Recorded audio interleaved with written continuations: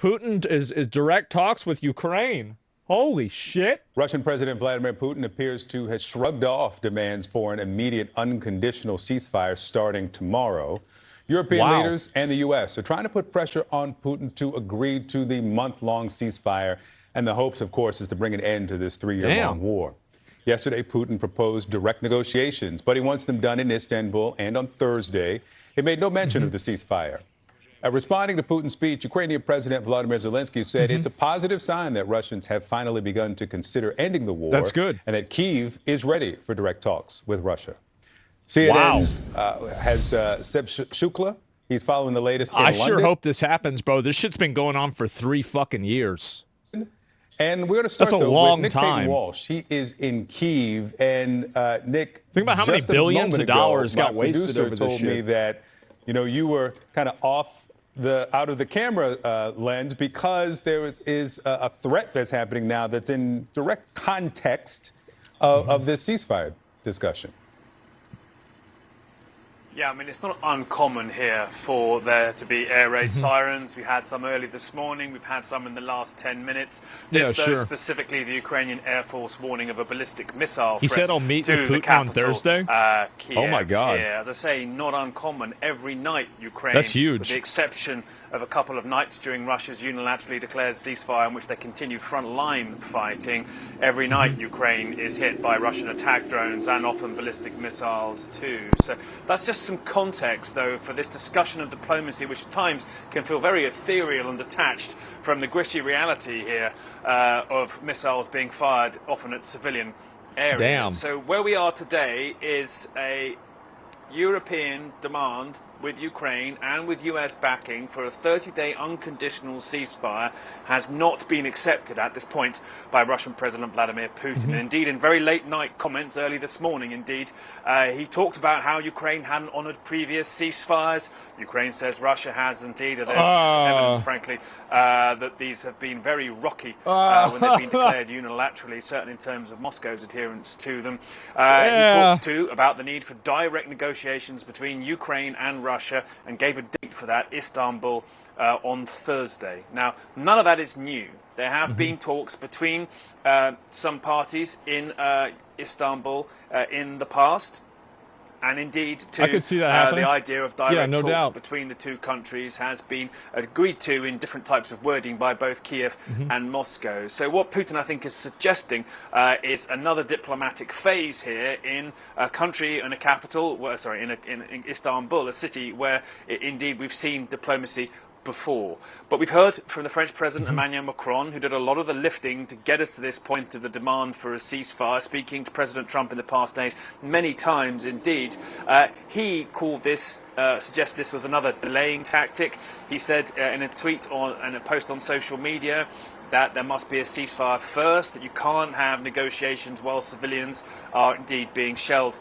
He's right about that. I mean, it just makes sense. Yeah, that's the same logic that I was like, because you remember how, like, whenever Trump paused the tariffs to do a negotiation, this is the same logic that I was using. Like, yeah, of course, right? 100%. By Russian bombs. And so it appears the European demand remains the same. That's been echoed by Ukraine's President Volodymyr Zelensky, that ceasefire first, then talks. What we don't know yet is if, indeed, the White House, President Trump putting a very positive post out after Putin's comments last night. Yeah. We don't know if that is in fact going to result in the massive sanctions that French President Emmanuel Macron talked about yesterday as being the consequence if Russia doesn't sign up to the ceasefire. Wow. He said he had American backing for that. Donald Trump said he continued to work with Ukraine and Russia to be sure this process moved forwards. We don't know the timing of when those potential consequences might. I mean, how can they put that many sanctions on Russia already that aren't already on them? And also, don't they rely on Russia? I know Germany does. They rely on Russia for tons of energy. So I don't know really how much they could actually do. Kick in, or indeed if they'll have the same kind of hard backing. Not anymore. The Europeans suggested they would. They were able to move away from it yesterday in Kiev. Nick Payton-Walls for us there in Kyiv. Thanks so much. Good. Let's go now to CNN Sebastian Shukla in London. Sebastian, the consequences, German here. as Pretty sure Nick laid out, Russian we oil. don't know That's good. yet. I didn't what know is that. That's clear new. is that this is not going to satisfy Europe. after they set that ultimatum, that demand just yesterday. Yeah, I think that's right. What the Kremlin and President Putin are trying to do here is move the ball back into the Western Europe's court here and say, look, okay, you guys are prepared to put an ultimatum on us of this ceasefire, which needs to begin on Monday. But what President Putin is doing is saying, okay, I raise your 30-day ceasefire ultimatum on Monday. I'm going to say, let's have direct talks between Kyiv and Moscow, which is something, as Nick was saying, is not new, but certainly haven't happened since the early days of the invasion in February 2022. So this is President Putin again trying to pull the rug and fool and trick the West into thinking that he is making and serious about peace and ending. I mean, I really can't say he's probably he's been fucking around a lot. I mean, yeah, it's why I watch CNN. Well, I mean, they're just explaining what happened, right? I mean, I try to watch.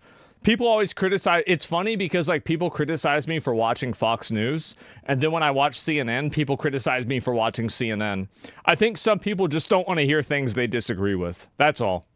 The war in That's Ukraine. The real there reason. May be some substance to that. Don't forget that the administration led by Donald Trump has kowtowed to Moscow in many ways. You know, it sidelined Ukraine, it's sidelined its European partners and held direct talks with Moscow. Yeah, but then that rhetoric changed again, where we saw Senator Marco Rubio, Secretary of State, come out and say, well, look, we're losing patience, and the administration... Isn't it crazy that White House crash out with Zelensky was like... It's crazy to go back on that and remember that even happened. That was a crazy level of a crash out. Strung on a little by the Kremlin. Live so on this TV may be and yet everything. Another ploy by Moscow to be able to say, look, no, we're serious You don't have about the cards, negotiations, yeah. but within Where's your all of thank this, you? the context and framework is so important. You can say you want to have the discussions, but so far, President Zelensky and nobody else has ruled out attending them. Seb Shukla for us in London. Thanks so much. Do you think that this offer from President Putin attempting to skip by this request or this demand for a 30-day ceasefire and go straight to talks in Istanbul on Thursday will be enough to peel off President Trump, who wants a quick finish, who wants a win, from what we saw from him yesterday? They're trying to make Trump look standing bad. shoulder to shoulder with Ukraine and the rest of Europe. Yeah. I think it's designed to do that. Trump wants quick action, and Russia is showing that it is on the side of peace. And I think Zelensky's response is also designed to appease Trump, to say, look, I'm not the one. They say they what? Wait, what? Wait, what? That Russia's on the side of peace? Wait, what? In the way of peace. The Europeans, I think, are taking the more realistic view. We've heard from President Macron of France saying this is Russia just buying time. I think that's the more accurate description of it. Yeah, that's probably but what's both, going on. Moscow and Kyiv are signaling towards Washington, not towards the Europeans. Bobby Ghosh, always good to have you. Thank you. Anytime. If I'm president, I will have that war settled in one day, That 24 didn't happen. hours. That did not happen. That war in one day? Because I'll meet with Putin, I'll meet with Zelensky. Yep, that did not They both have happen. weaknesses and they both have strengths. Yep. And within 24 hours, that war will be settled. I will have the horrible war between Russia and Ukraine totally settled. I'll have it done in 24 hours. Yep. So it's been more than 24 hours since the president became president again. Putin did say overnight that he's open to direct talks, unconditional talks with Ukraine, but Zelensky says there must be a ceasefire first. Over the weekend, the U.S. and European leaders threatened sanctions against Russia if they did not agree to a ceasefire. How do you make, sure what do you Biden make of the way that tried Trump too. has been handling this situation so far? You heard it, that clip, and you heard it from this report from reporting Olivia was talking about it. He's very relational, and he's a nationalist. He has very good relationships with people like Modi, with Putin, quite frankly, and they have their own interests. Modi has his own interests, his own popularity base in India because because of Hindu nationalism, because of the way he's run that country. Biden was trying to turns stay out awake. when Yeah, America true. pulls back a bit from the world and encourages nationalist impulses, Actually reminds me about nationalist that View leaders, thing. I'll watch Modi, it after who's this. seen even by some in India as a strongman, they don't always act in America's best interest. Russia's not acting in America's interest. Russia's acting in its own. Ukraine and Europe have less faith in the administration as actually. United States as a broker than they did. They're looking more towards each country's individual interest. And I think you're starting to see the very beginnings of what that means. If the United States is not swooping in with a deal, if it's dealing with these countries as they are, with their own intent, with what's best for their polities, they're going to get a different deal. You saw in India, one story that came out of this was Chinese Chengdu plane. A plane that China was manufacturing performed very well. A reminder that there is a vast power much closer to India with much more history there. Did he see the video game footage?